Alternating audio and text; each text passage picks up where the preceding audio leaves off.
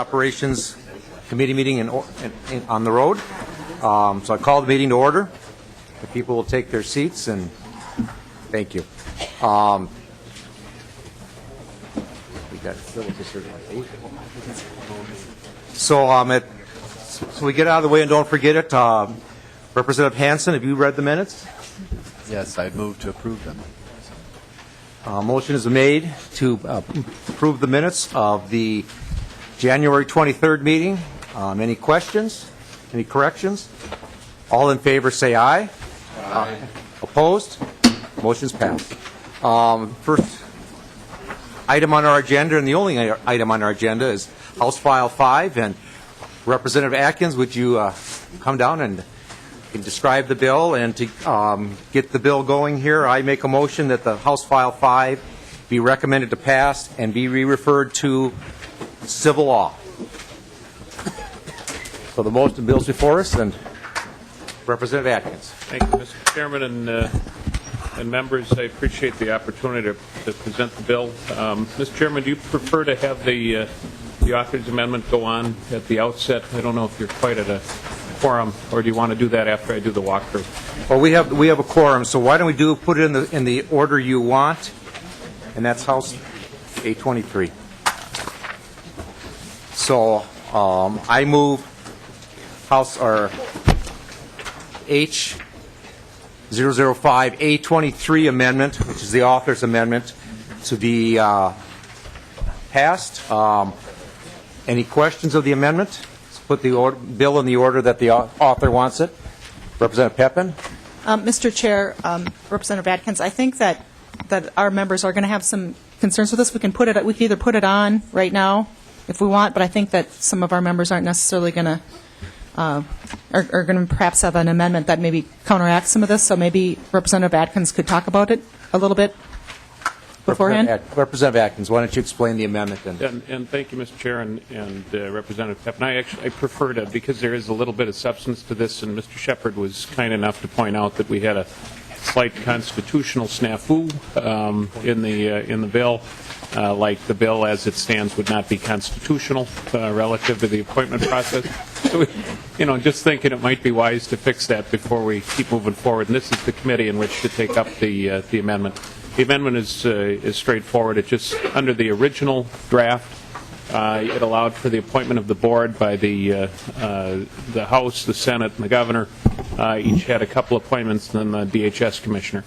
Mr. Shepard was kind enough to point out to us that was not the appropriate process to follow. The Senate made a change that provided for the governor to make appointments and then do Senate confirmations, which is one that we're familiar with. In the House, the only difference between what went on in the Senate, which my understanding is that was also at Mr. Shepard's prompting as well as Senate counsel. The only difference here in the House is that we would make it subject to House and Senate confirmation. We happen to think that House members have just as much stake in this as the Senate does, and it's not unheard of for the House to take on a confirmation role. That's the essence of the author's amendment, and it will put it in the shape that not only do I prefer, but also a shape that makes the proposed law constitutional. Representative Quam. Thank you, Mr. Chair. So, in effect, we're creating a brand new agency for the governor? Representative Atkins. Mr. Chairman, Representative Quam, I would describe it as a hybrid between a state agency and a complete spin-off or nonprofit. It's not much different than, for example, the zoo board.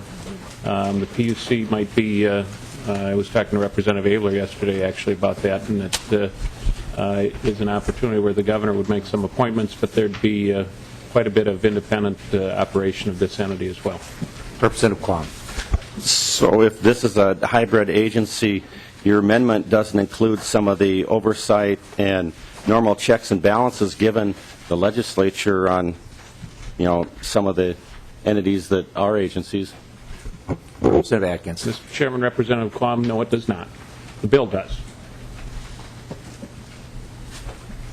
Representative Quam. Actually, reading the bill, I felt that it would neglected many of the chapters that do have oversight, transparency, open meeting, and some of the other things that we'd normally see. So you're saying that you're changing this to make it constitutional, but not taking care of the inadequacies in the present form of the bill for oversight, transparency, and openness? Chair Atkins. Thank you, Mr. Chair. Thank you, Representative Quam. I'd be happy to discuss that as we walk through the bill. This is merely an author's amendment at this point to put the bill in a fashion that Mr. Shepard believes will be past constitutional muster, and also provides, it's good that I just kept talking, because in fact, Representative Quam, it does provide for additional oversight, and that it provides for both Senate and House confirmation of the board members. So thank you for giving me that opportunity.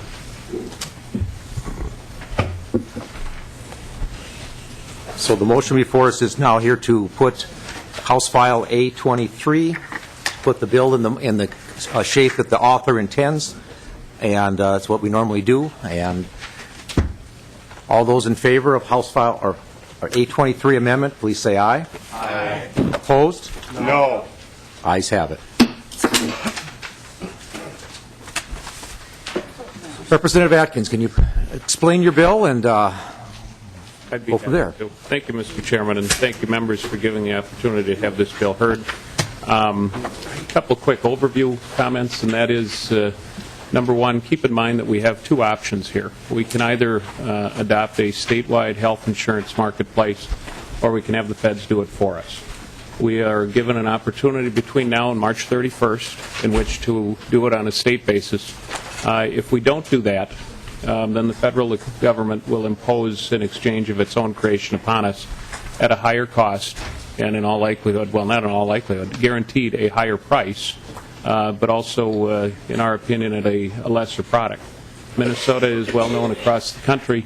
In fact, there's other states that are looking at us because we've got a great health network, we've got great docs, we've got great facilities, we've got good insurers, we've got something to be proud of here in Minnesota. And it's important that to the extent that we can continue to exercise control, rather than giving that up to the federal government, that we avail ourselves of that opportunity.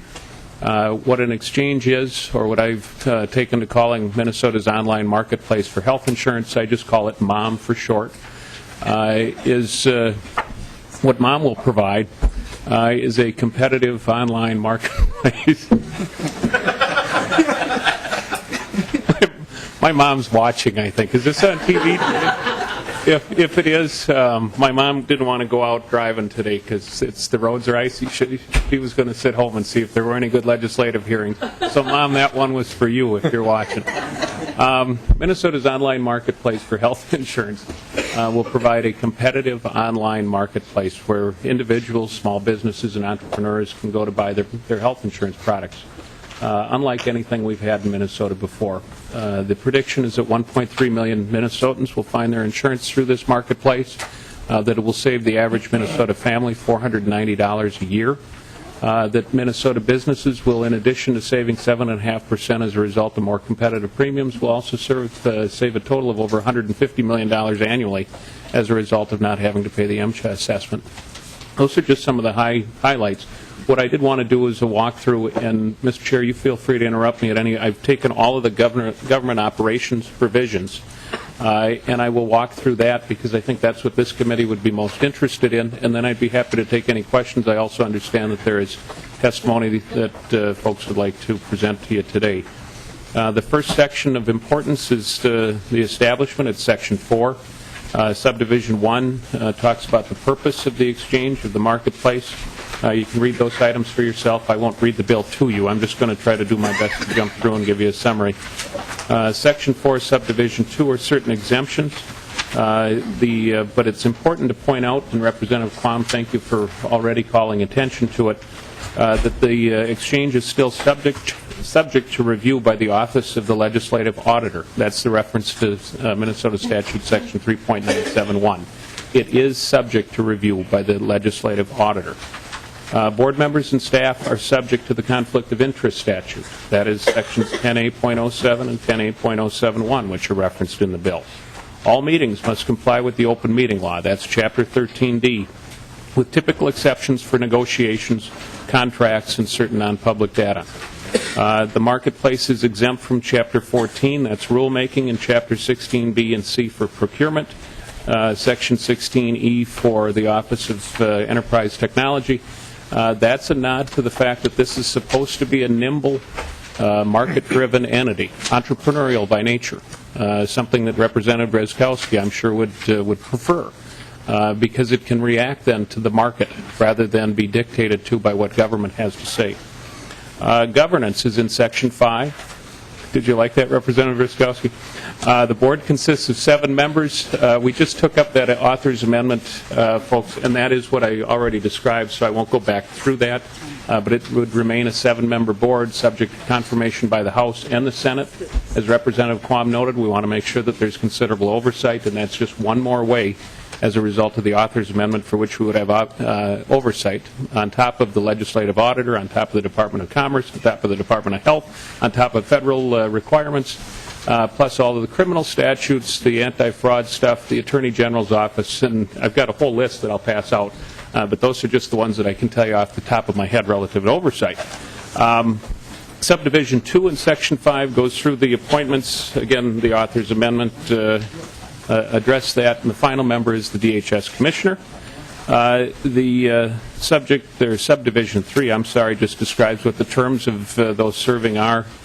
Conflicts of interest is also referenced. Subdivisions 5 through 11 in Section 5 lay out the framework by which the board can constitute itself and provides guidance on the practical functions that the board must undertake. This is nothing new. I believe Senator Rest, former House member Rest, was the mother of most of this in terms of how a board constitutes itself. It's just the basic or startup provisions that apply.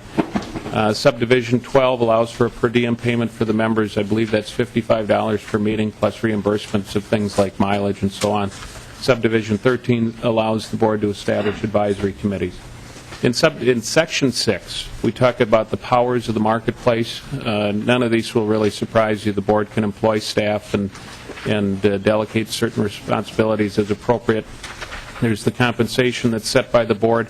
And I want to call particular attention to this. The compensation is set by the board for the staff. It's also then reviewed by the MMB and approved by the Legislative Coordinating Commission. So again, Representative Quam, yet another element of oversight in that the Legislative Coordinating Commission, of course, is us. It establishes its budget, it raises revenue, it contracts for goods and services, it enters into information sharing agreements with federal and state agencies, provided that adequate protections are in place for the data.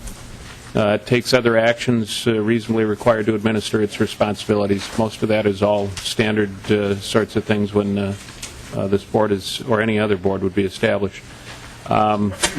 Subdivision 6, or Section 6, Subdivision 6 is relative to appeals. This is not an arbitrary situation where once the board decides there's no opportunity for appeal. This does provide people with an opportunity to pursue an appeal. Section 6, Subdivision 7 is regarding agreements and consultation. It says there should be an establishment of an agreement with the state CIO for purposes of administering IT in coordination with public health care programs. It establishes an agreement with DHS for services regarding eligibility and enrollment for public health care programs. There's an agreement with the Commerce Department and Health Departments to enforce the certification requirements established by the board, and the board may establish agreements with Commerce and Health for other services as well. There's also consulting with Commerce and Health regarding the operations, also consulting with Indian tribes and other organizations regarding the operations, and establishing an advisory committee for healthcare industry representatives to provide input relating to the operations of the marketplace. Just a couple final sections, Mr. Chair, and then I'll be done with the GovOps elements. Section 9 is a report to the legislature, another piece of oversight. Section 10 is the expiration and sunset exclusion. This does not sunset the marketplace. The point of that is this marketplace is anticipated to continue into the future. Section 11 is also traditional transition of authority. Once this, assuming it's enacted, it stands out or walks through the handoff of MMB's responsibilities to the new marketplace itself. Mr. Chairman, that's a walkthrough of the government operations pieces in the bill. But that said, I'd be happy to stand for whatever questions people may have about it, or if you want to take testimony, it's whatever you feel most comfortable with, Mr. Chairman. Thank you. And members, just giving kind of a roadmap what we're going to do here. I know we have one testifier who has a commitment, has to be out here by 11. So we'll start with some questions, but I'm going to try and get that one testifier to be able to get here so we can give his speech, and then we can continue asking questions and go on from there. And if we get time, then we'll get to the rest of the testifiers. So, Representative Quam, you had a question. Thank you, Mr. Chair. And the author, brought up the sunset exclusion, but part of the function of the Sunset Board is to review and to be able to go through, look at, and give some feedback for improvements and review that process. And I don't understand why you're getting rid of the Sunset Commission totally, because you're getting rid of that review and oversight. You don't have independent financial auditing. You don't have similar requirements that we have in our managed care plan. Mr. Chair, okay, you're back. Thank you. I was listening. You don't have, some of the things that we have on our managed care plans. And I would think that if that oversight was good for the managed care plans, that you would want to include, some of those independent audits and, checks and balances we have for our managed care plans. Chair Atkins. Thank you, Mr. Chairman. Thank you, Representative. I didn't hear a question, though. Well, actually, the first question when you were, that's why I was checking to see if you're listening, was why are you getting rid of the review process of the Sunset Commission? Because it's not just sunsetting, it's reviewing the operation of all the agencies underneath the governor in order to be able to, and of course your amendment creates this as being an agency, and therefore we periodically review to try and improve them. And it's not just getting rid of, it's to make government better. So why wouldn't you want that review to make the exchange better? Representative Thank you, Mr. Chair. Thank you, Representative Quam. And I appreciate the inquiry. It sounds like you've answered your own question for yourself. But the reason is twofold. Number one is we don't anticipate this entity sunsetting. But number two is because we've built in, and there should be a handout now to your left elbow, of all of the, I think we've gone one better relative to the oversight. And I think it and I'll leave the federal oversight pieces on the top of the page for you to read, but the state oversight goes well beyond just what the review of the sunset entity would provide for it. Specifically in the bill itself already is for the 7-member board appointed by the governor that is now accountable to both the House and the Senate, and we are accountable and elected by the public. It subjects the exchange to the office of the legislative auditor. And I don't know of a member in this body, Mr. Chairman or Representative Quam, who doesn't hold the legislative auditor's office in extremely high regard. Number three is it provides for strong conflict of interest provisions for the board members, which ensures the exchange is operating in the best interest of the public. It requires an annual report to the legislature on the performance of the exchange, if it's meeting its responsibilities and an accounting of its budget activities. Subjects the exchange to the open meeting law with certain exceptions, as I described earlier. Subjects the board to the state's conflict of interest statutes, requires the board to establish open and competitive procurement processes. In addition to that, the legislature may, at its discretion, conduct hearings on the activities of the marketplace or alter or repeal statutes governing the exchange to the extent it believes it's warranted. Finally, we've got current state law, which requires any state employee or officer who discovered evidence of fraud or embezzlement or theft to report that, and the Minnesota False Claims Act, which I know you're familiar with as well. So not only have we, I mean, you talk about belts and suspenders. We've got federal oversight, we've got state oversight, and we've done state oversight on steroids for this organization. Representative Quam. So you don't think the review of the Sunset Commission is important, but you still haven't answered why do you not include the same independent audits, the same review we have of managed care plans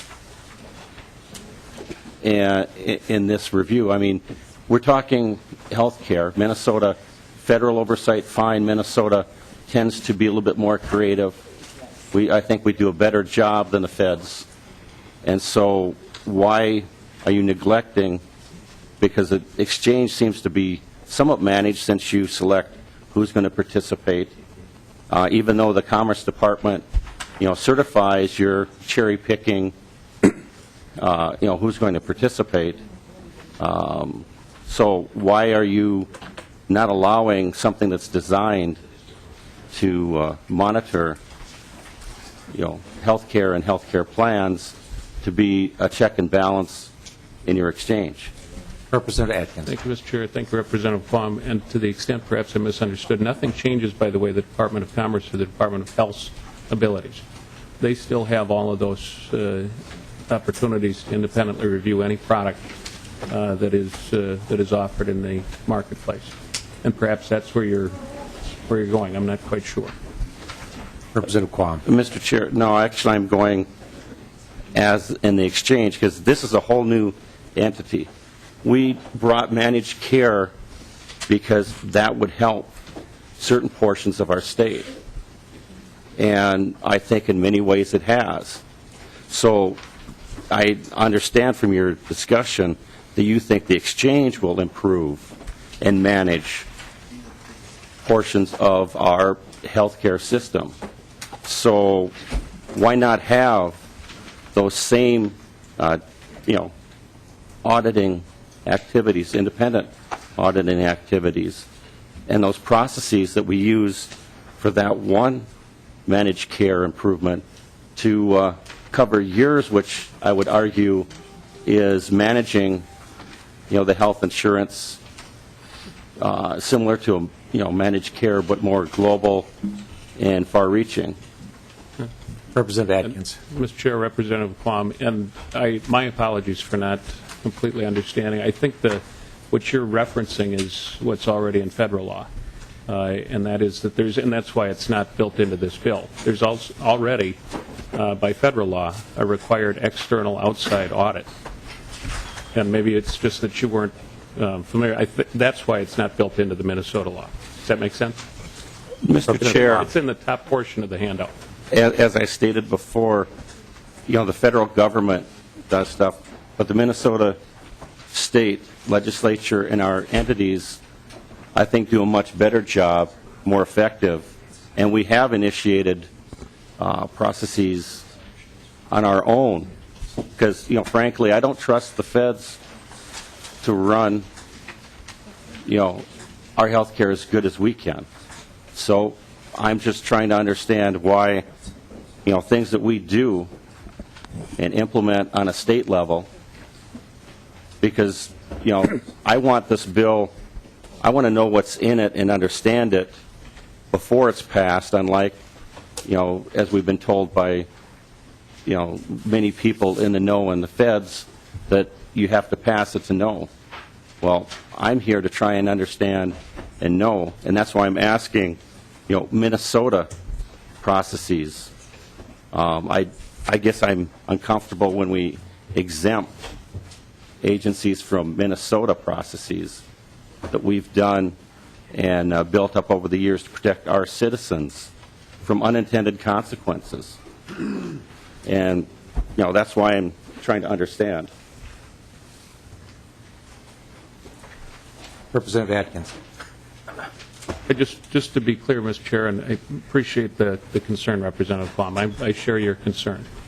We didn't put it in the language of the bill because there's already a federal audit required, which we have access to, as do the people in Minnesota, as do the plans and brokers, and everybody will have access to that. So So there is an audit required. If it would belt and suspenders it in, we can reference that in the bill. But moreover, we also make it on top of what the federal law requires. We make it subject to our own legislative auditor and an independent audit performed by the legislative auditor. So we'll have an independent outside external one that's required by federal law. We'll also have it available for audit by the legislative auditor. Mr. Chair, you already are removing some of the audit and review with the sunset review, but last year we implemented independent third-party audits for HMOs. Now that's a Minnesota thing that we did, and we thought it was required and improved the system. And so again, I think falling back on the feds.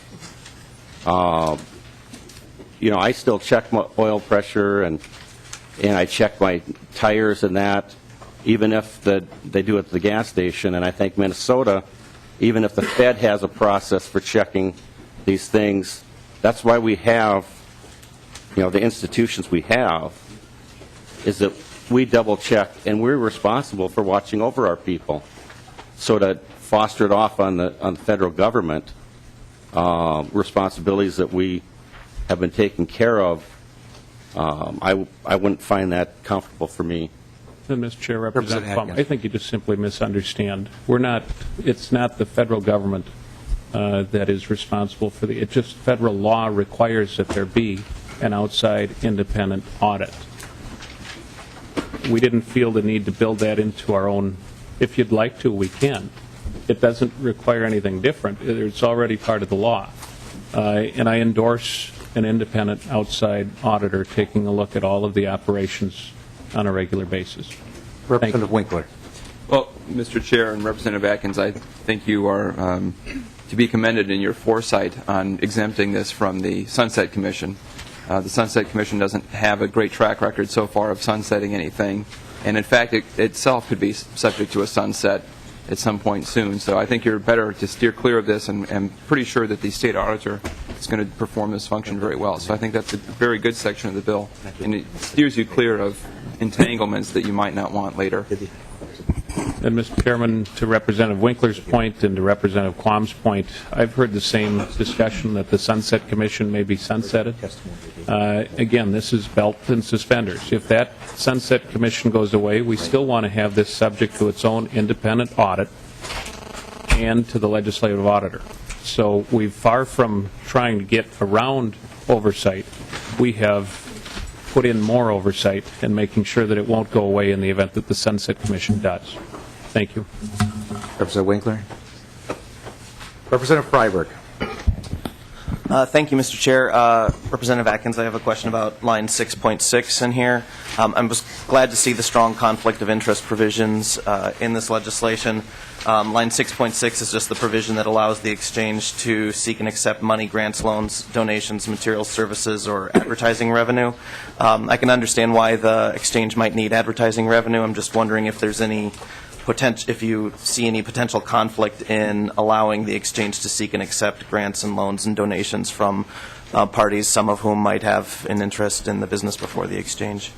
Representative Atkins. Mr. Chairman, Representative Freiberg, and thank you for pointing that out at the outset of your comments. We have built in exceptionally strong conflict of interest provisions into the law already. It's our understanding and expectation at least the exchange staff that be it the McKnight Foundation or other philanthropic organizations might see fit to support an organization like this.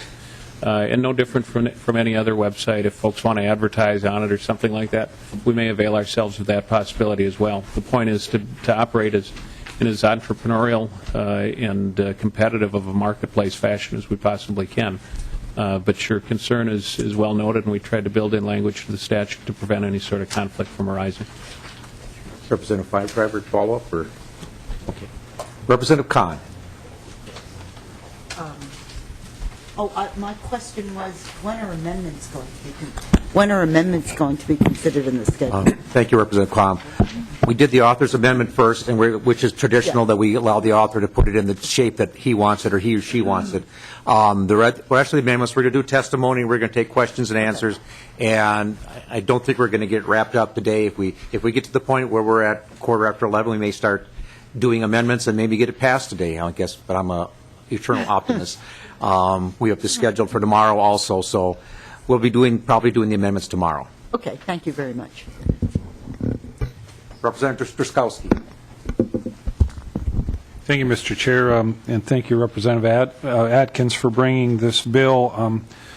You know, Representative Atkins, this is probably, since I've been here in the legislature, this is the most extreme piece of legislation that I've ever seen here before us at the legislature. And you know, you mentioned that this will provide for entrepreneurialism. That seems to be an oxymoron given what I see in government today. So I'm kind of curious as we dig into this further and try to learn about how we are going to engineer a piece of government to do what the private sector does. I just find that to be very interesting, and as I mentioned, an oxymoron. Several questions, and Representative Atkins, your assertion around your amendment, which I'm still trying to catch up with, and I think I've caught up with it, but you mentioned that the bill as initially presented had some constitutionality conflicts. I'm curious, and maybe Mr. Shepard could outline those for us again, but I'm guessing it appears or revolves around the separation of powers that maybe didn't exist before, and there was an attempt in this amendment to weave some of that in. So I'm just wondering if we could review what those changes were and what Mr. Shepard's, what his direct concerns were, Mr. Chair. Mr. Shepard. Mr. Chair and members, I had brought to the attention of the author that while the case law in Minnesota on separation of powers and specifically legislative appointments to executive agencies is about 100 years old and not really clear, that I thought there was at least an issue with having legislators make appointments to an executive agency, and that would potentially raise concerns under separation of powers and the governor's appointment authority. And so when I raised those potential concerns to Representative Atkins, and he decided to change the structure of the board as reflected in the A23 amendment so that there are no longer any legislative appointments. They are made by the governor, and so that addressed the concern that I had raised to him. Representative Struskowski. Thank you, Mr. Chair. Maybe Representative Atkins or Mr. Shepard could answer this too. Do we know for sure that this super agency that we are creating here is indeed an executive department agency? Is there something in the bill that indicates that it is? Mr. Shepard. Mr. Chair, Representative Drazkowski, on page 2, line 2.22 of the bill, it references that the Minnesota insurance marketplace is created as a board under section 15.012, paragraph A. And if you read section 15.012, paragraph A, refers to an agency in the executive branch. And so I concluded from that this is an executive branch agency. Mr. Chair, to that point, if I might. Representative Atkins. And thank you, Representative Truskowski, for raising the issue. We are, as you might imagine, and as my answers to Representative Quam's concerns, we are bending over backwards to try to be as careful and cautious about how we approach this as we can. So when we hear even the slightest bit of constitutional concern, we try to figure out a way to address it. The board itself is constituted under, I believe it's 15A.012. It's referenced in the bill itself. So it's akin, for example, to the Minnesota Zoo Board. It's not, and while you have certain discretion, certainly to call it anything you want to, super agency, I think was what you named it. We're actually endeavoring to have it be somewhat outside. So it's not like the Department of Commerce. It's not like the Department of Health. It's got an ability to run somewhat on its own in a more entrepreneurial, competitive, marketplace-driven fashion. But we also are wrestling with the fact that it's got to be able to plug people into the public programs. Literally, if you go online and you meet the certain qualifications for eligibility, you'd be able to get into those programs that are offered through the state. The only way that we can do that and pass federal muster is to have it be constituted in this fashion that's been spelled out in the bill, so under 15A.012. Does that make sense? Representative Drazkowski. Thank you, Mr. Chair, and Representative Atkins, I appreciate that.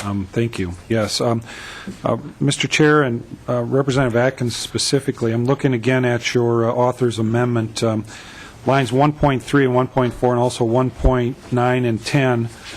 It says, with the advice and consent. I'm just kind of wondering how this advice and consent will work. Is there a particular type of way that advice of the House and the Senate is provided to the governor, and I'm assuming then that there is some sort of ratification process. Can you explain? Representative Atkins. I could, but I'll bet Mr. Shepard would do better. And I think in an effort at the greatest amount of accuracy, I'd prefer, if it's all right with you, Representative Drazkowski, that we look to Mr. Shepard. Mr. Shepard. Mr. Chair and members, that term advice and consent is used often in other statutes to refer to a process for legislative confirmation of executive appointments. And so the one example that you may be familiar with in this committee that has had an executive appointment come before it is the appointments to the Board of Campaign Finance and Public Disclosure, which require advice and consent of both the House and the Senate. And so there's a process under which the governor's nominee is submitted by a letter to the appropriate officers in the legislature. Those are then typically referred in the normal manner to the committee with jurisdiction over the matter, and eventually that committee would make a recommendation, and the full legislature, the full House or the full Senate would then vote, having the term is sort of a term of art, having advised, they would then vote to consent to the governor's appointment or not. Representative Drazkowski. Thank you, Mr. Chair, and thank you, Mr. Shepard. For the author, do these, and obviously what we're looking at is the governor making the appointment of all 7 of the members of this board. Do the members have to be Minnesotans, I guess, is the first question, Representative Atkins, and then the other question is, can the architects of this bill, the people who have drafted it and provided the behind-the-scenes efforts to develop this idea, this plan, and this bill, are they people who could eventually be appointed by the governor to be members of this board? Representative Atkins. Mr. Chair, Representative Drazkowski, if I remember the 2 questions, the answer is no and yes. Representative Drazkowski. Thank you, Mr. Chair and Representative Atkins. So it sounds like they don't have to be Minnesotans, but the people who did develop, design, and write this bill could eventually be appointed to this board by the governor. I appreciate that. Last question, Mr. Atkins. You said in your opening statements, Representative Atkins, in your opening statements that this will save $490 per year per family. Do you have your calculations for that, or maybe that's something we'll see later? Chair Atkins. Mr. Chair, Representative Drazkowski, I don't in this packet. I'm fully prepared relative to the government operations portions, but I've got a huge stack of other supportive documentation, and expected that would be an item in the finance committees and Commerce and Health. But I can certainly supply that to you, and will. Thank you. Thank you, Mr. Chair, and thank you, Representative Atkins. Representative Pepin.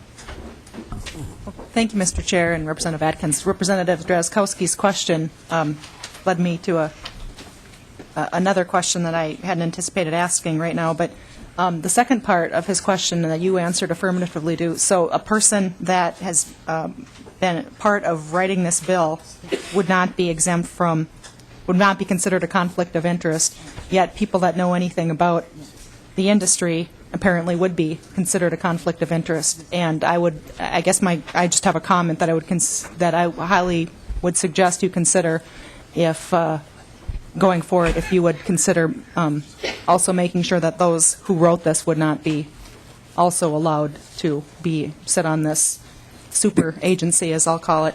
But that's just a comment. My question was, getting back to some of the questions that Representative Quam asked before, I'm not sure that I'm completely satisfied.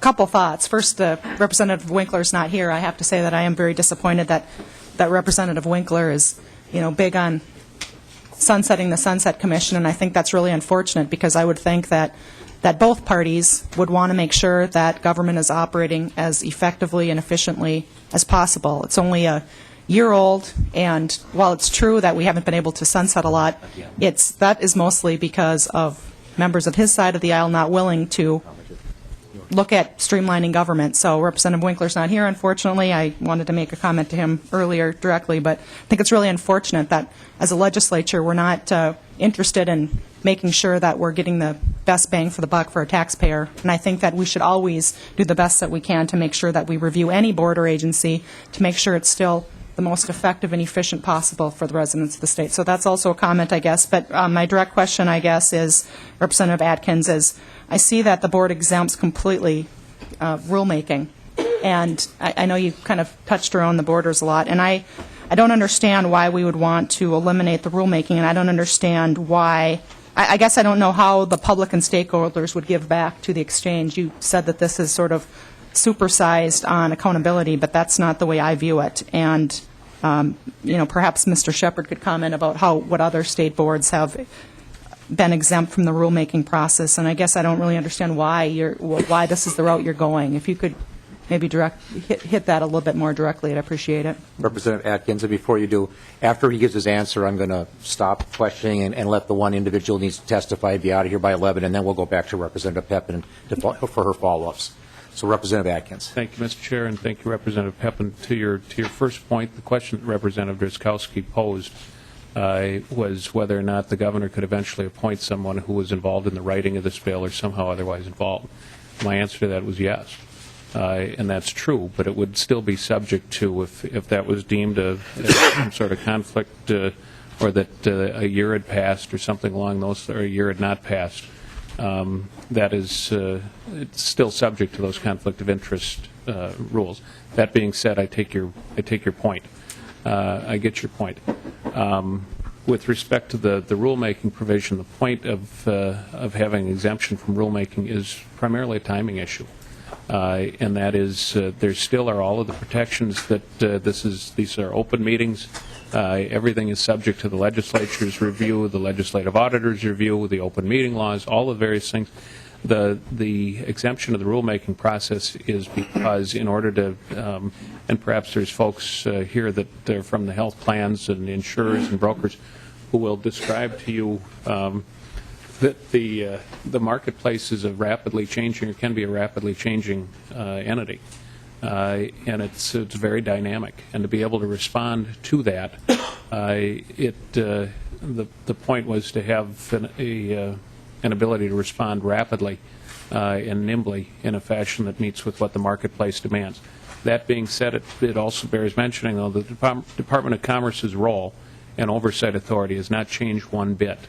So to the extent that the board would run averse in any fashion, in addition to the auditor and so forth, the Department of Commerce would also have a right to step in. Again, it's belts and suspenders. So thank you for raising the question. Again, I'm going to call Rich Newmeister down here. He's wants to give some testimony, and then we'll go back to Representative Pepin to follow up on the questions. Mr. Chairman, members of the Government Ops Committee, I'm very much obliged to you for the few moments that you have given me. For those people who may not know who this character is, with the mustache, long hair, whatever, over the years, I'm someone who's been here for 3.5 decades, working in a nonpartisan way, working with members of all parties on government accountability, privacy, open government, and other kinds of things. I'm going to speak specifically to sections of this bill.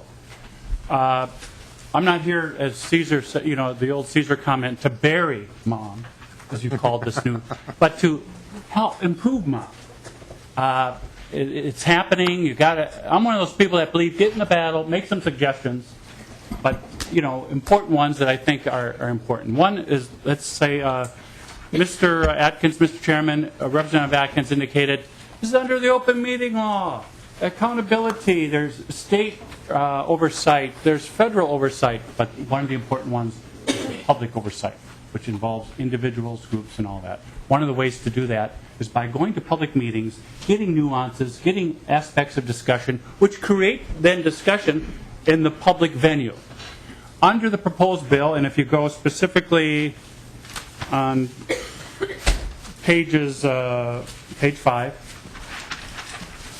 and you go to lines 312 and 313, those sentences swallow the intent of the open meeting law.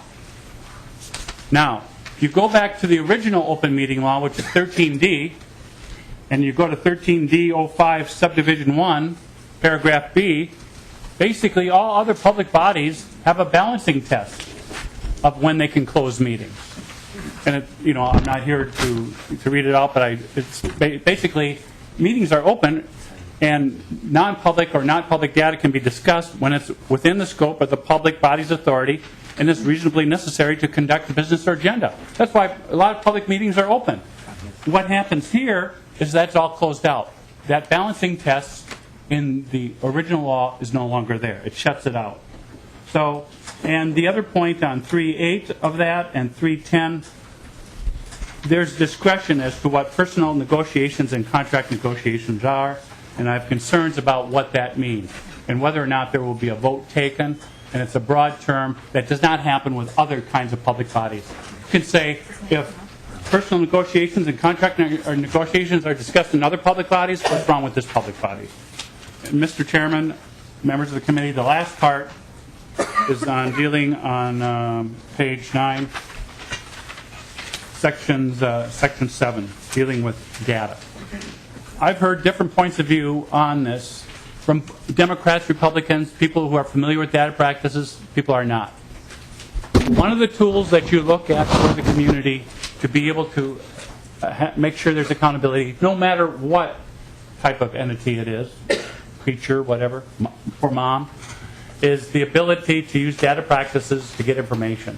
Some people are saying that just having Section 7 in here basically neuters other aspects of the Data Practices Act. If that's the case, and if there's a need for comfort language, just put in when things like this are created historically that I've seen, you'll just put mom or the marketplace, whatever, shall be subject to Chapter 13.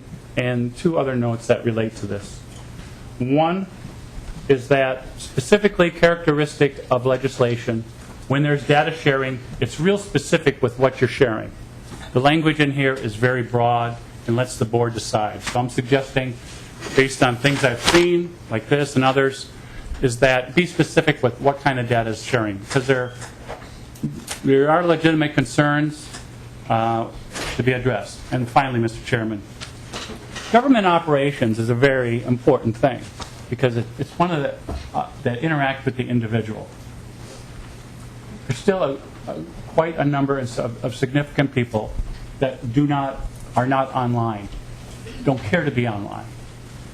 So when the health insurance exchange is fully implemented, I hope you think of number of people, older people, people who are making decisions, just don't want to be online, that there be a process or way to still participate in the health insurance exchange.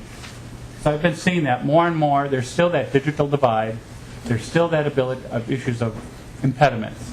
So a good program like the exchange is trying to do, it shouldn't subvert itself by just saying you can only register online. So, Mr. Chairman, members of the committee, I graciously thank you very much for the few moments. This is the first time I've had to make comment on this bill, and I hope to work with the author and others on the concerns I've brought to your attention. Thank you, Mr. Neumeister. And we have one question for you. Representative O'Driscoll. Mr. Chair, just a clarification on Mr. Neumeier's comments, and I appreciate you being here today, Mr. Neumeier. The references that he had, as I was following in the bill, didn't match up with what he was talking about. So he's talking about 512 and 513, and that is a partial sentence, and then talks about removal of members from the board, and I don't think that was jiving with what he was referring to. The same thing in 3.8 through 3.10. However, on Section 7, we were kind of back on track. So I'm just wanting to make sure that members had clarity on on what he was looking at, so if they were marking up their version of the bill, that they had that, so maybe we can look for I believe clarification. he meant page 3. Yeah, right. Because when he said it, he said page 5, but then he said 313 and 3. Mr. Chairman, Representative, just to clarify, sometimes in the rush you turn the numbers around. Fair I'm enough. referring to page 3, basically subdivision 2, line 312, 313, about the open meeting thing. And then I'm referring to the section 7 on the data practices where my points are made. If you're going to take a look at some of the language, I'd just say get rid of section parentheses 3. But that's your choice as the bill continues on its adventure and journey. Thank you, Mr. Newmeister, and members, and thank you for the last piece about the online registration. I know my mom is one that doesn't use a computer and refuses to use a computer, so that I know there are a large number of people and many people out there that can't afford the internet access, that it's an issue for them. So thank you for your testimony, and we'll revert back to Representative Pepin with her questioning. Thank you, Mr. Chair and Representative Atkins. I want to get back to the rulemaking. And, you talked a lot about expediency and being nimble and setting that up, and I guess I can sort of understand that and setting up, but going forward, why would we need an exemption going forward? Once it's set up, are there specific rules that exist that would get in the way or prevent it from doing its job? Going forward, what would be the problem with the rulemaking process? Because that's really a sticking point for me, that we're exempting this. Representative Atkins. Mr. Chair, Representative Pepin, you're right. It's two distinct issues. One is the startup and the time frame that we have to meet in order to comply with the federal government or have a federal exchange imposed upon us. Then there's the second piece, which is more to the comments that I made earlier, which is the dynamic marketplace in which health products are offered. Is one in which if the more rapidly that you can respond, the more likely it is that you'll meet the needs of the buying public. No different than any other individual business. That was to that point, however, we might be a little bit more able to accommodate. Perhaps there's a relative to rulemaking, there's a fashion in which we can do it still expeditiously, but not the full-blown approach that we have under the current requirement. So I'm not foreclosing the possibility. I'm just saying that we do have two distinctly different issues, one at the startup and then once it's operating. Representative Pepin. Thank you, Mr. Chair and Representative Atkins. And I appreciate what you're saying. I think a lot of agencies might say the same thing about whatever rule it is that they're trying to push forward. We hear that frequently. It's important that we move this forward, and there's always a timeline. And so I think it's kind of a slippery slope when you're going down this road. And frankly, I'm concerned about the lack of transparency. And I'd hope you would be too. Do you know? I guess I have kind of two follow-up questions. What other of our state boards have been exempt from the rulemaking process? That might be a question for Mr. Shepard. And then, what are other states? Are there other states that are exempting their exchanges from the rulemaking process? Do you have information on that? And if we could get that, that would be great. Representative Atkins, do you want Representative Atkins to answer first or Mr. Shepard to answer first? I'd actually be interested in what Mr. Shepard has to say also relative to other. Mr. Shepard. Mr. Chair and Representative Pepin, there are other agencies. The committee was discussing earlier the concept of sort of quasi-governmental agency or quasi-executive agencies, and there are a variety of agencies, particularly in the economic development area at the back of Chapter 116 of Minnesota statutes, that are set up that are not subject to all the laws that govern executive branch state agencies. They're subject to some, but not all of them. And so some of those, Minnesota Technology Incorporated, some of the other economic development agencies have been set up in a way that I believe they do not need to follow the state rulemaking process. And that would probably be the best example I can think of. There have been other agencies, and you probably remember coming in front of this committee times when the Department of Natural Resources or the Department of Transportation have sought exemptions for rulemaking for particular types of activity that the committee believed, even on an ongoing basis, needed to be done quickly every year. Setting hunting seasons, for example, where it has to be done so quickly that it's not feasible to go through an extensive process. So those are the kind of things that come to my mind. And, Mr. Chairman, to the second portion of Representative Pepin's Representative question, the latest figures we have is that 8 states, there's 10 states that have gone through this at this point. 8 of them have exempted their marketplaces from rulemaking. 2 have considered them to be applicable to rulemaking, or having the rulemaking requirements applicable to them. Representative Pepin. Thank you, Mr. Chair and Representative Atkins. It sounded from Mr. Shepherd like there weren't any major agencies. It was some smaller items that got expedited through rulemaking, which I've recalled, in a couple of other small things. I think it's just the ones, if I may, Mr. Chairman, Representative Pepin, I think it's just the ones that are most tuned into and have the most demanded by the market of them. So when we talk about economic development agencies, that's a great example of one in which we've got a dynamic market that needs to be responded to quickly and nimbly, as opposed to a process that might take several months in which to react. Representative Pepin. Thank you.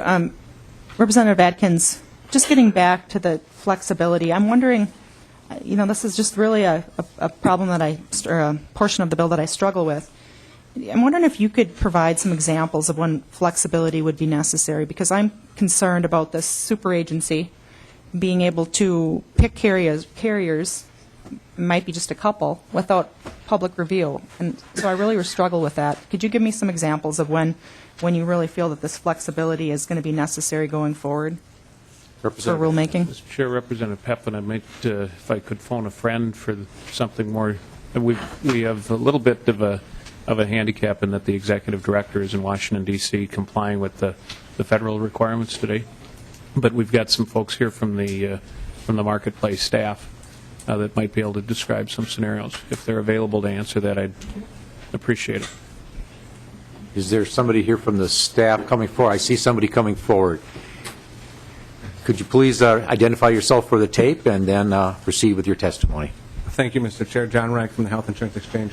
Representative Pepin, one example that is in the bill are certification requirements that I believe it's subdivision 6, section 6, excuse me. Federal law. Under federal law, the ACA requires that the Health Insurance Exchange promulgate certification standards for plans sold through the exchange, and those have to meet certain federal guidelines, and that is one example where, if, to the extent we want to go above them to adapt to the marketplace or change them to be more flexible, that would be one example where the rulemaking portion exemption would be useful. Representative Sanders, to that point. Thank you, Mr. Chair. Representative Atkins, Mr. Reich. I'm confused a little bit about that. We talked a little bit about this in the Commerce hearing as well. Could you explain why the board needs to have the power to establish certification requirements for the health carriers and the health plans? Why the Department of Commerce could not be able to do that? I know, Representative Atkins, you said earlier that Commerce's role would not change one bit. I know you're talking about to comply with federal guidelines and exchange will be X, Y, and Z. Why cannot the Commerce Department fulfill their role in that? Why does the Health Insurance Exchange need that role as well? Representative Atkins or Mr. Chairman, Representative Sanders, and I think Mr. Reich may have referenced it. I just wanted to make sure, relative to the last item, that members are aware of lines 6.16 and 6.17 regarding rulemaking, and that is that the board shall establish policies and procedures to gather public comment and provide public notice to the state register. We're not trying to get around, as rules are made, we're not trying to avoid public comment or public transparency or public criticism, for that matter. That's built into the bill. Specific to your question, and thank you for your indulgence, I just wanted to make sure that members were aware of that.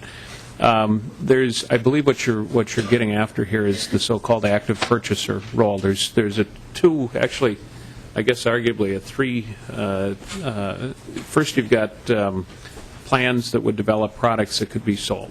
Next, they'd have to meet a certain bar to be certified as available in this grocery store of healthcare products or health plan products. And then finally, the exchange board, the marketplace board, would have an opportunity to negotiate with those that have met the certification, would have an opportunity to actually negotiate with those to try to drive towards the best, most affordable, highest quality, most fitting products that would be available to folks in the marketplace. And that portion has, I understand that there's some controversy about that. The plans will tell you that once they meet the certification, they would like to know that their product is going to be available in the market. And that bar may be very, very high in order to get into the market. Folks who support the current language in the bill would say that we can drive it even to higher quality, and that's what some other states have done, by having the plans then have to negotiate with the board to put the very, very best products available at the most affordable price. Mr. Reich, would you want to add? Or? Mr. Chair, Representative Sanders, with respect to your second question, the federal law requires that the exchange set the certification standards. And if you'll notice on page 9, there is a provision that we shall establish and maintain an agreement with the Commerce Department and the Department of Health for them to enforce those standards. Mr. Sanders, Representative Sanders. I will pass for now. Okay. But thank you for answering the question. Representative Pepin, we're back at your... Yeah, I'm still learning about the certification requirement, and I'm still having a hard time understanding why after it's initially set up, after 180 days or whatever it is, and even setting it up, why it really seems to be a lack of public input. Maybe you could help ease some of my concerns on that. Representative Atkins. Mr. Chairman, Representative Pepin, I appreciate the concern, but we actually put it into the bill itself so that there would have to be that public comment and public notice and open meetings. At least in original thinking on the drafts of the bill, that wasn't necessarily in the bill, but we wanted to make sure that we explicitly said so. And I don't know how you can say it any more clearly than in the lines that I referenced on 616 and 617, which is policies and procedures to gather public comment and provide public notice in the state's register. Representative Pepin. Thank you, Mr. Chair and Representative Atkins. Well, I guess the problem I have, it's the board's doing this, and I just am not seeing the accountability or the public input. It seems like this is just a super board with very little accountability, and so it's just an overall, I don't understand why this has to be out of rulemaking. I'm just having a really hard time with it. I guess I can pass for now. We can hit it again later. Thank you. Representative Hansen. Thank you, Mr. Chair. Representative Atkins, I want to go back to the open meeting provision. And you've served in local government, and we have a couple different open meeting requirements. And in local government, the open meeting provisions prevent the cascading phone calls because you have a limited number board. For example, I couldn't call you and then you call somebody else and somebody else calls somebody else. Are the provisions in the open meeting law that you're having in the bill the local government open meeting law, or are they the traditional open meeting law that we're subject to?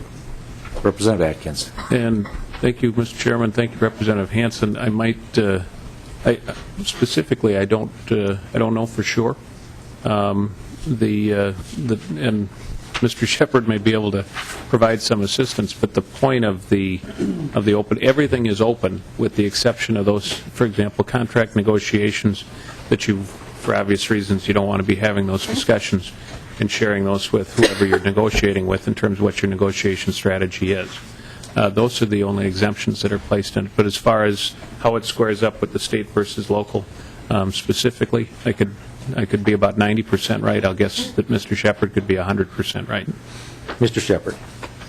Mr. Chair and members, Representative Hansen, on page 3.6 and 3.7 of the bill, it requires that all meetings of the board shall comply with the open meeting law with certain exceptions. That references to the open meeting law that governs all local governments. So it's the one that applies to cities, counties, school boards, and all. Representative Hansen. That would be the right one in my estimation.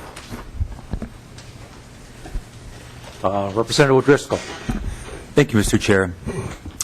Representative Atkins, a series of questions that you probably have talked about at Commerce, but having been a past Commerce Commission member and someone who's a little experienced with the insurance industry, I do have some questions. But before I get to that, on page 8, subdivision, or section 6, subdivision 6, dealing with appeals, can you kind of outline for me a course that someone who might have been rejected or has an issue with their application for insurance on the exchange and the route that might take in an appeal process?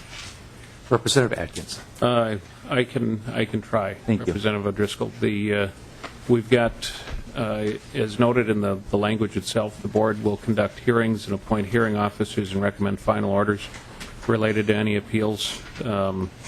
It bears noting, though, that in Section B, you've got the marketplace may establish service level agreements with state agencies to conduct hearings for appeals.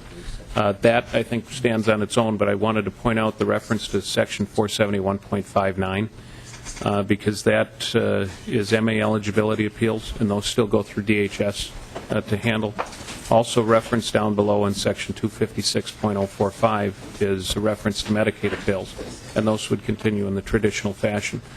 But I think in the language itself, you've got 8.22 and 8.23, where the establishment of agreements with those state agencies.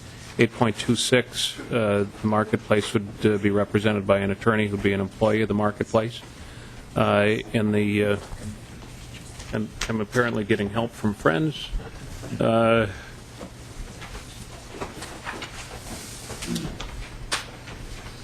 Okay, that's from Phyllis. Thank you, Phyllis. That is not a help from friend. Wow. Not on this particular issue, anyway. Sorry. But the appeals process itself, I mean, you've got the board represented by an attorney. You go through and appoint a hearing officer, but the traditional Medicaid, Medicare appeals remain the same.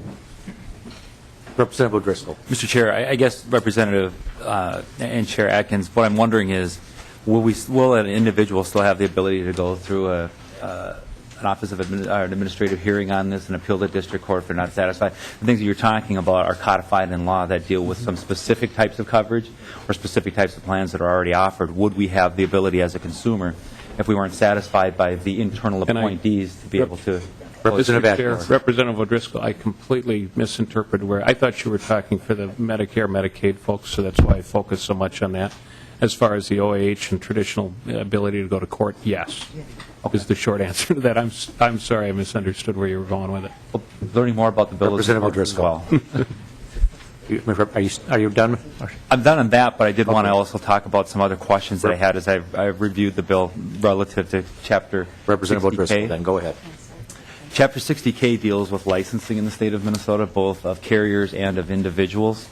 And in 60K, it talks about an insurance agent or broker would need to go through approved state training as approved by the Department of Commerce.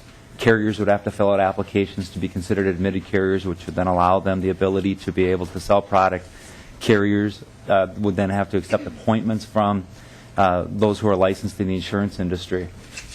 You had said that there isn't going to be any change, if you will, from Commerce's participation in this. A word that I picked up on says that the exchange has to, quote unquote, certify, certified, or be certified. And there is no explanation of what certification means in the definitions. And then it also says Commerce will also do that. I was just wondering if you could explain how that's different or the same or relative to the admitted carrier process in the state of Minnesota. Representative Atkins. Thank you, Mr. Chair, and thank you, Representative O'Driscoll. That's a terrific question, and one that I think I've understood, as opposed to the last one. I think we've got two different pieces of certification. One is we've got what the Department of Commerce already does, and will continue to do, in no different way by virtue of this proposal. The second is wherever the health insurance marketplace will set a certain level that for products in order to be sold within the marketplace. That could differ from what the Department of Commerce. Department of Commerce takes a look at those individual products, make sure that they comply with state requirements, and will continue to do that. The board would have within its discretion the ability to raise that bar, perhaps to next. So you've got already certified products by the Commerce Department. The board may have a little bit higher requirement to get products into that grocery store market, that marketplace of insurance products. And then there's the final piece that's in the bill as it's currently drafted, which would be the ability for that board to then negotiate and select which of those products are the best ones to be offered within the marketplace. Representative O'Driscoll. Thank you, Mr. Chair. Representative Atkins, one of the provisions to be an admitted carrier in the state of Minnesota, and I'm assuming that all carriers would have to be admitted, and they may go to that second phase of being included or not included in the exchange, is you have to participate in the reinsurance program in the state of Minnesota for health insurance. Can you speak to the provisions and how that might continue to work, or will the exchange have the ability through its rulemaking to exempt people from participation in that if they choose that they don't want to? So if the insurance carrier that was admitted or allowed to participate in the grocery store becomes insolvent, how is the consumer protected?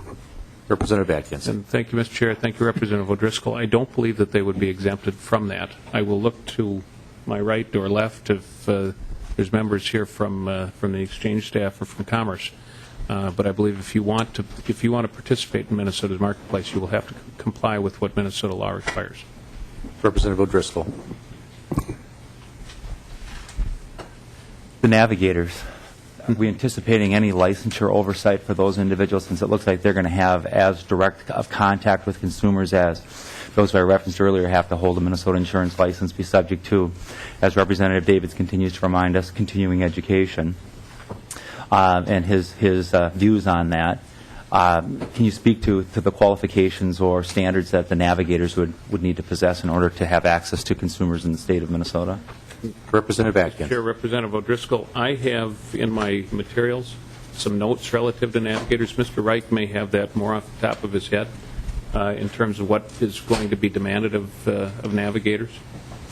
They, by the way, are entities as opposed to individuals, which sometimes folks, we talk about the agents and brokers and the demands that would be made of agents and brokers individually in the continuing ad, which in fact I believe was Representative Davids actually that offered the amendment. But as far as the navigator and the navigator program and the demands of that, Mr. Reich might be better able to give specifics as I search for my notes. Mr. Reich. Thank you, Mr. Chair. Representative Driscoll, there will be some training for navigators in order to be certified to operate within the exchange.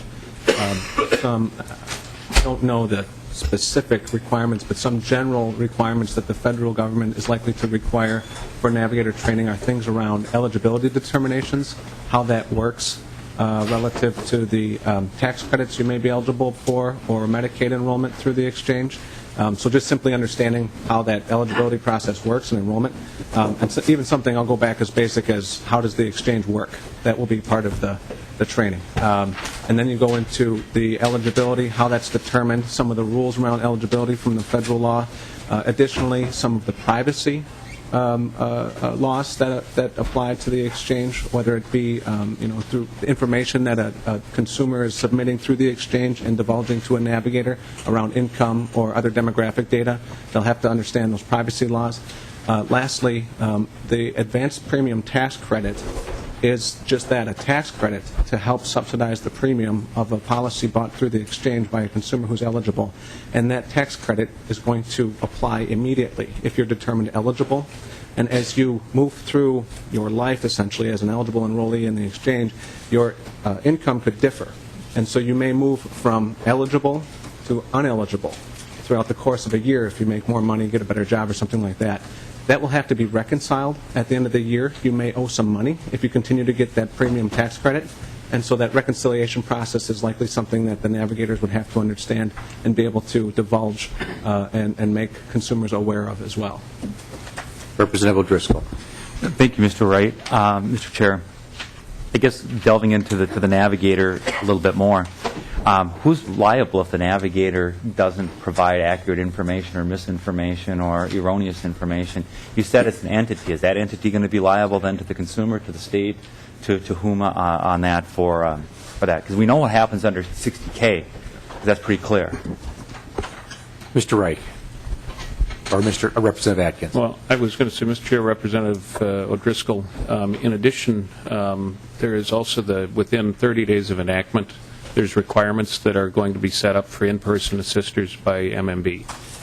And I think as I was looking for my notes, I think Mr. Reich covered everything, but there's the provision, I believe it's, at least my reference had it as 7.27 and 2.8 is a set of requirements that will apply to those people. And I use the two almost interchangeably as far as navigators and in-person assisters.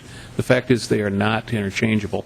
But when we get down to the person, the individual level, there will be requirements of those people in addition to what that will be set forth by MMB within a month of enactment of this. Specific to your question, nothing in this, nowhere in the four corners of this bill will you find anything that changes liability law.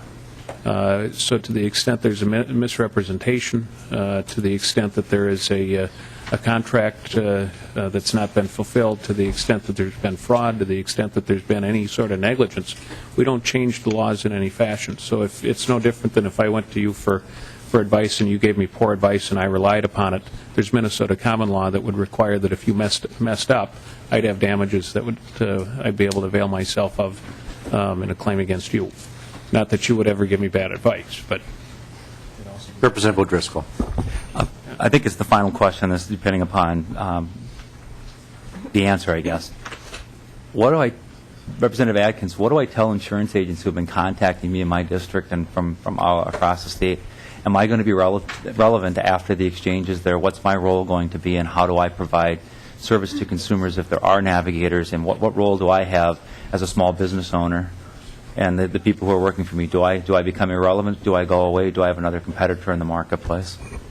Representative Atkins. Mr. Chair and Representative O'Driscoll, there's been no better question asked today than that one, because and I'll give you, dating back about a year ago, there was a reference that this is like the Travelocity for health insurance. It's not. I can sit down and buy an airplane ticket on Travelocity and understand it pretty well, and probably a lot of people can. But the fact is health insurance is still a complicated product, and people will benefit from having someone with a lot of experience and background and training and education who can give them good advice about what product to buy.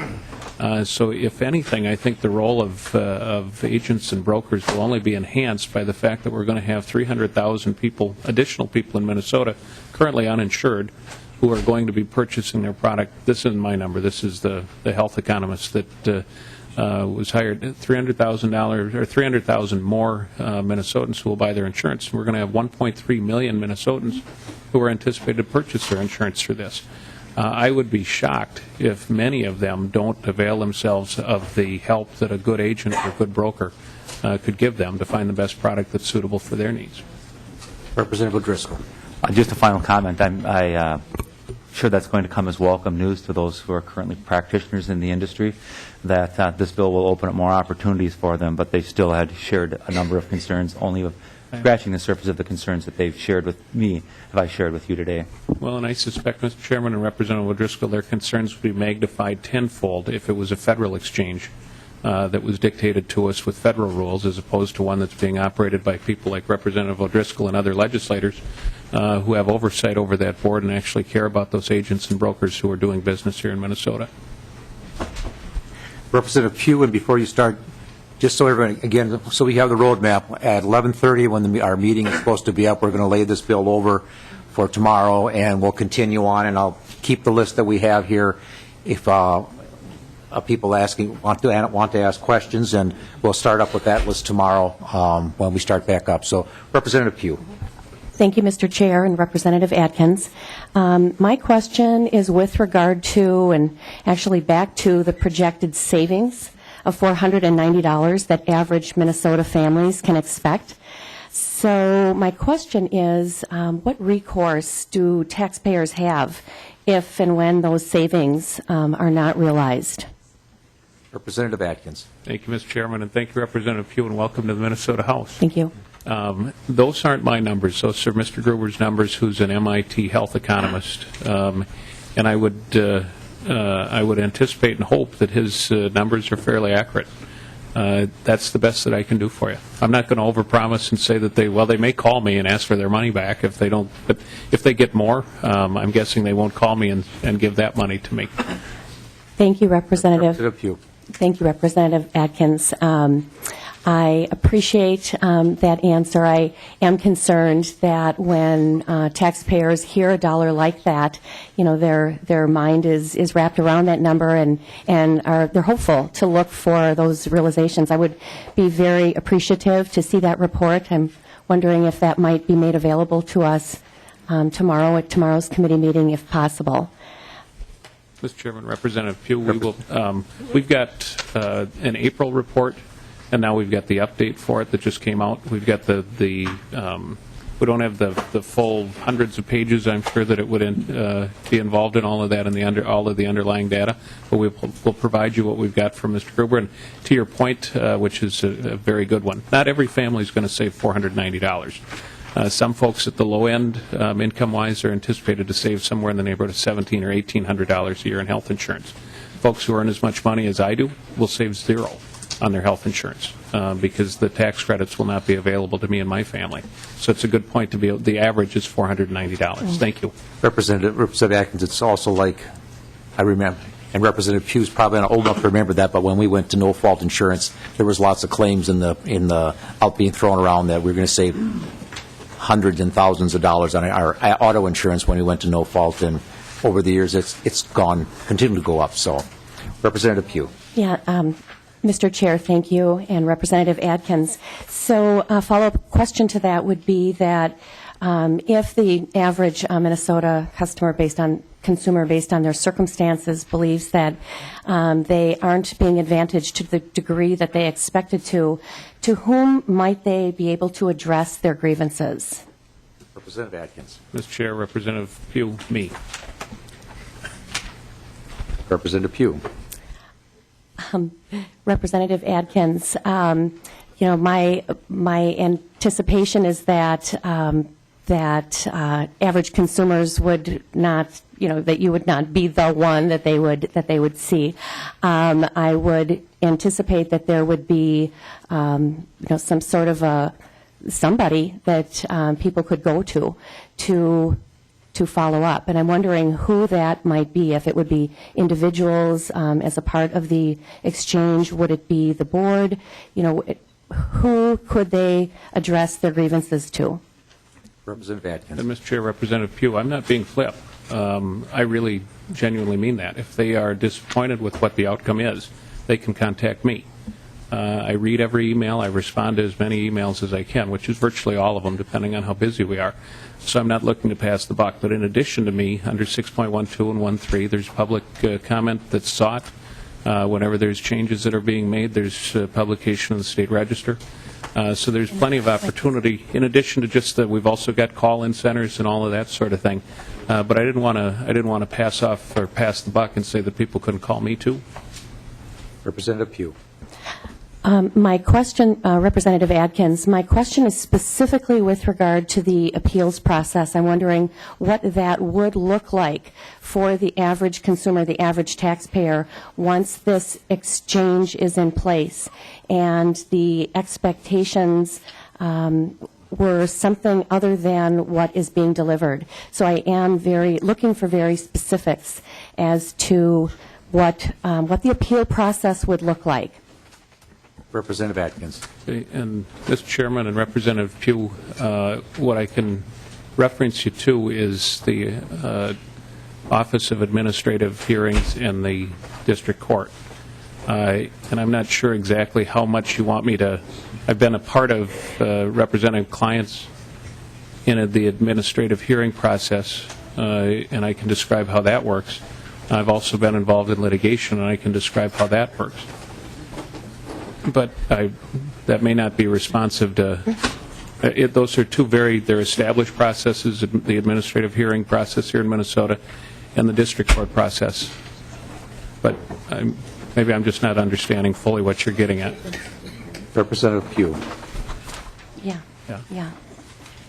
Representative Atkins, and so would consumers have the wherewithal to appeal to the Office of Administrative Hearings, the OAH? Representative Atkins. Mr. Chair, Representative Pugh, they have that. They also have the district court process, and finally they have the DHS process if it's relative to Medicaid or other public programs. Representative Pugh. Representative Pugh. Thank you, Mr. Chair. I'm appreciative of your replies. Thank you. Next on the list is Representative Khan, and if we run out of time, we can continue tomorrow. Representative Khan. Yes. I'm against, I was zeroing in on the rules aspect and also the 16E exemption, but since there's an amendment on that tomorrow, I think it's probably better for a fuller discussion at that time. Okay. Representative Drskowski, can you be short, or do you want to take this up tomorrow? What if we start with the first question, Mr. Chair? Okay.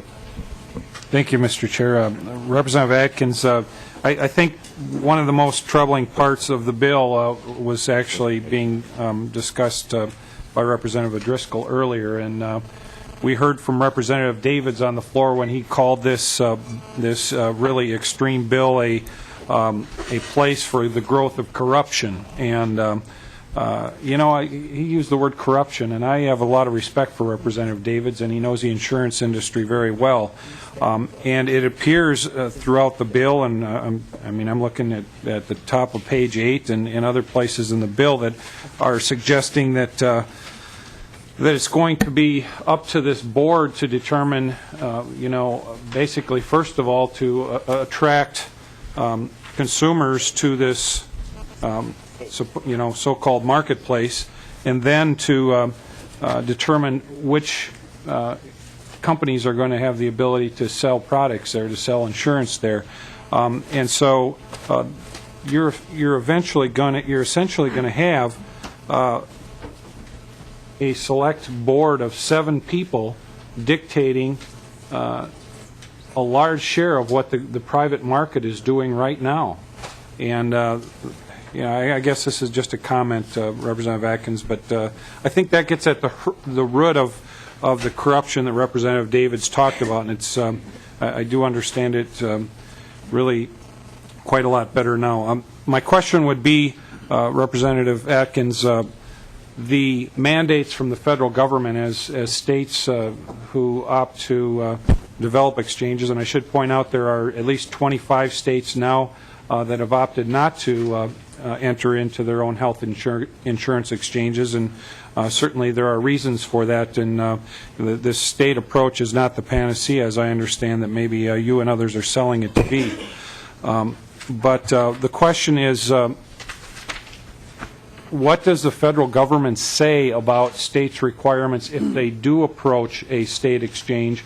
Does the federal government actually say that you have to include the government assistance programs in this exchange? Do you have to include, the Medicaid programs, and in our case, the Minnesota Care programs, and other programs? And not only this, we've got a navigator in here, which I understand, for those who may not be aware, is somebody who goes around soliciting involvement or customers, if you will, for many of the state's numerous welfare programs, which is another expansion of public assistance beyond even the health care public assistance that ostensibly this insurance exchange is going to involve. So my question is, do we have to include the public assistance programs as part of the state exchange, or could they just be private? Could it just be a private marketplace, like oftentimes I think the public is led to believe that this is? Representative Atkins. Mr. Chair, Representative Drskowski, yes. Thank you for the short answer. Mr. Chair, if I might, I was being clipped that time, Representative Pugh. There is not a short answer to that. I would also caution against words like corruption, because they're loaded terms. They're also hurtful terms, and they insinuate things that I don't think you intend to insinuate. To the question itself, the federal government requires a streamlined eligibility process. We believe that we can meet that as a result of this. In order to do so, it has to have the characteristics that it does, which is, as Mr. Shepard can better describe, the relationship that it has with the state. Furthermore, I saw a figure from, I believe it was DHS, that anticipated in the millions of dollars in savings if we're able to streamline this in such a fashion that people are able to determine eligibility and enroll in the public programs via this online marketplace. So there's a lot of positive aspects to it, none of which are corrupt. And Mr. Chair, I appreciate the opportunity to present the bill. I look forward to being back tomorrow. Thank you. And members, before we lay this over, we're going to lay this over for tomorrow's hearing. Before we do that, make sure you take everything that's in your packet and put it in the save file so you have it for tomorrow. And Representative Pepin, you had a question there? Yeah, Mr. Chair, I'm wondering, I just noticed on the agenda it didn't list any of the people who are testifying. Do you have that list, or are you letting people testify to the last, if they come in tomorrow at 11 o'clock, will you put them on the list, or is there any way we can access the list of folks who will be testifying? We have a list here of people that have asked so far, and it was growing all morning long. So I'll give you the list that we have, and we'll get to them first tomorrow. And like I said, Mr. Neumeister requested that he testify before 11 because he can't be here tomorrow. So that's why we interrupted to let him do it. And if you could get us the list, that would be helpful. Then we know who we can expect. So the bill is laid over till tomorrow. With that, the meeting's adjourned. Thank you.